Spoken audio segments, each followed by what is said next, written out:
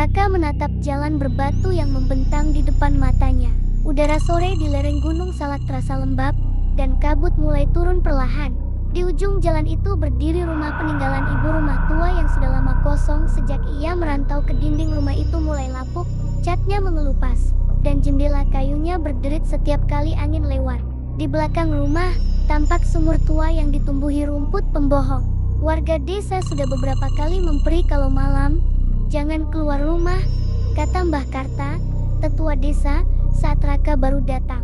Kadang Raka hanya tersenyum kecil. Ia tidak percaya hal-hal semacam itu. Menurutnya, orang desa hanya terlalu percaya pada cerita lama.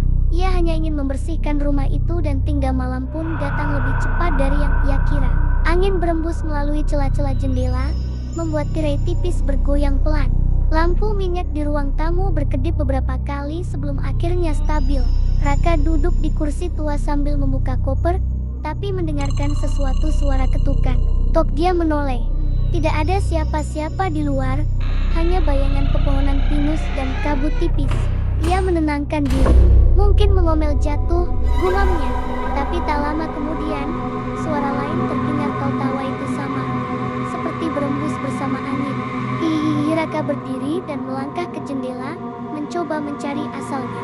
Tidak ada apapun di luar sana, hanya gelap dan kabut. Namun saat ia menatap ke bawah, matanya menangkap sesuatu di tanah saya saat Raka menyorotkan cahaya senter ke sana, bayanya tertekuk. Lampu senter bergetar di tangannya. Siapa tidak ada jawaban. Hai Raka menoleh cepat. Tapi yang dia lihat hanyalah kabut tebal. Ia berlari masuk ke rumah dan menutup pintu rapat. Dari balik jendela, tawa itu masih menggema. Perlahan berubah menjadi yang seolah malam pertama Raka di rumah peninggalan ibunya baru saja dimulai. Dan di luar sana seseorang. Pagi itu, kabut belum sepenuhnya hilang ketika Raka keluar rumah. Ia tidak bisa berhenti memikirkan suara tawa dan jejak kaki basah suatu malam. Mungkin hanya imajinasinya saja, pikirnya. Tapi perasaan ia berjalan ke arah sumur di belakang rumah. Tanah di sekitar sana masih lembab, dan benar saja jejaknya. Raka menyalakan senter dan menyorotkan cahayanya ke dalam sumur.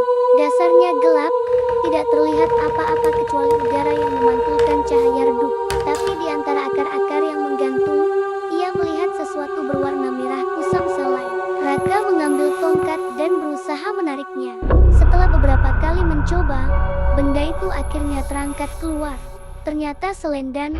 Sudah selendang ini, kenapa bisa ada di bawah sana? Gumamnya.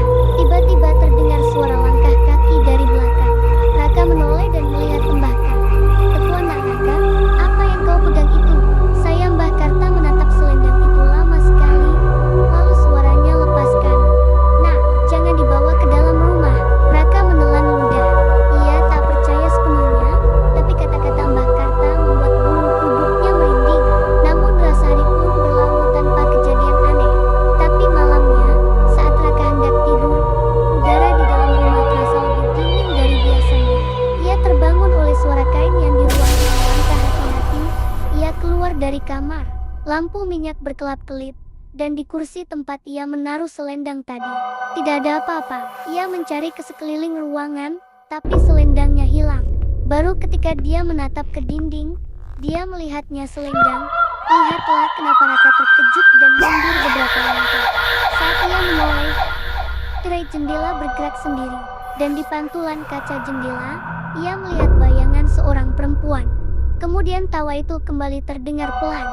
Ketuk. Hihihi. Raka menutup matanya dan berlari ke dalam, mengunci pintu tenaga.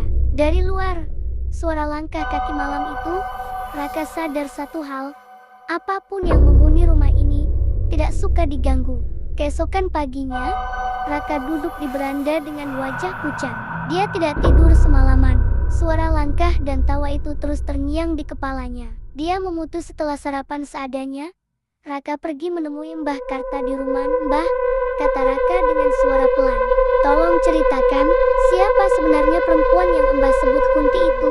Mbah Karta menat "Namanya dulu Kuntari." "Nak." Ya, Raka mendengarkan dengan cermat. Mbah Karta melanjutkan, suaranya boj. "Suatu malam, ada anak kecil yang hilang di sekitar sumur Belaraka menghukum." "Maksud Mbah?" "Mereka suasana menjadi sunyi, hanya terdengar angin sejak malam hujan turun atau ada yang membuka sumur itu, orang mendengar tangisan perempuan. Kadang-kadang dia muncul dengan wajah pucat, rambut panjang dibuka sambil memeluk selendangnya. Raka membayangkannya. Cerita itu masuk akal apalagi setelah apa yang ia alami. Ia pulang dengan kepala penuh pikir saat ia membersihkan kamar ibunya. Ia menemukan sebuah buku harian tua di dalam laci meja. Di salah satu hal malam ini Kundaka menggeng tiba-tiba dari arah jendela. Angin kencang dan silau mata perempuan itu menatap Raka dan berbisik pelan. Kau tahu cermin itu diretas. Lampu minyak padam. Dan dari dalam bayangan, malam itu langit tampak gelap tanpa bintang. Angin berembus kuat dari arah hutan pinus, membuat suara mengomel beradu satu sama lain. Raka duduk di ruang tamu sambil memandangi selendang merah yang kini ia gantung di dinding. Entah kenapa, dia merasa tak sejak membaca buku harian ibu, pikirannya tidak tenang. Ia terus teringat kalimat semoga arwahnya tenang suatu hari nanti. Namun Raka tahu, arwah itu belum tenang. Itu benar Raka suatu sore. Sahabatnya dari kota, Nina, Raka menggela. Amalan itu, mereka berdua memutuskan tidur di ruang tamu agar bisa saling menjaga. Tapi menjelang tengah malam, suara terdengar Nina menggenggam tangan Raka. Kau dengar itu? Raka mengatawa melengking saat mereka sampai di lantai atas. Udara terasa mendukung. Lampu senter Raka bergetar dan akhirnya padam. Dalam gelap, Nini menjerit kecil. Raka menoleh cepat, tapi tidak melihat apa-apa. Hanya bayangan panjang di dinding, bergoyang perlahan. Mereka berdua mundur, namun tiba-tiba selendang merah melayang di udara, terulur seperti tangan. Lalu Mili Raka menatap lantai dengan napas terengah-engah. Di tempat Nino berdiri tadi, kini hanya ada selendang. Saya wajah engkau, anak dari Orarakamun perempuan itu ibuku. Raka anggota, kini giliranku. Angin berputar ketika es. Keesokan paginya, Raka duduk di beranda dengan wajah pucat. Dia tidak tidur semalaman. Suara langkah dan tawa itu terus terngiang di kepalanya. Dia memutus setelah sarapan seadanya.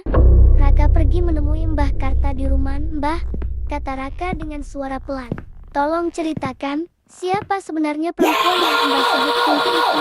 Mbah Karta menat namanya dulu Kuntari. Nak, ya Raka mendengarkan dengan cermat. Mbah Karta melanjutkan, suaranya bocah suatu malam, ada anak kecil yang hilang di sekitar sumur Belaraka menghukum. Maksud Mbah, mereka suasana menjadi sunyi. Hanya terdengar angin sejak malam itu, lanjut Mbah Karta. Setiap kali hujan turun atau ada yang membuka sumur itu, orang mendengar tangisan perempuan. Kadang-kadang dia muncul dengan wajah pucat, rambut panjang menutupi muka, sambil memeluk selendangnya. Raka membayangkannya. Cerita itu masuk akal apalagi setelah apa yang ia alami. Ia pulang dengan kepala penuh pikir saat ia membersihkan kamar ibunya.